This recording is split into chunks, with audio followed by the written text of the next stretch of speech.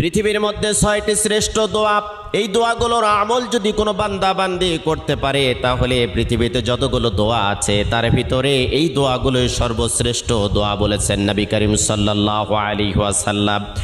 কোনো বান্দা বান্দি যদি যতই বিপদে থাক, কষ্টে থাক, দুর্ভিক্ষে থাক, উৎকণ্ঠার মধ্যে থাক না কেন, সকাল থেকে সন্ধ্যা পর্যন্ত যদি কোনো বান্দা বান্দি দরুদ শরীফের আমল করতে পারে, রাতের বেলা যদি দরুদ শরীফের আমল করতে পারে, হাজারো অশান্তির দাবানল থেকে আল্লাহ রাব্বুল আলামিন শান্তি দান করবেন।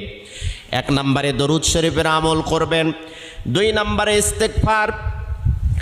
আপনার মুখটা এমন হয়ে যাবে আল্লাহ রাব্বুল আলামিনের কাছে দোয়া করার সাথে সাথে আপনার দোয়াটা কবুল হয়ে যাবে। সব সময়ের জন্য পড়বেন আস্তাগফিরুল্লাহাল্লাযী লা ইলাহা ইল্লা হুয়াল হাইয়ুল কাইয়্যুম ওয়া আতুবু ইলাইহি।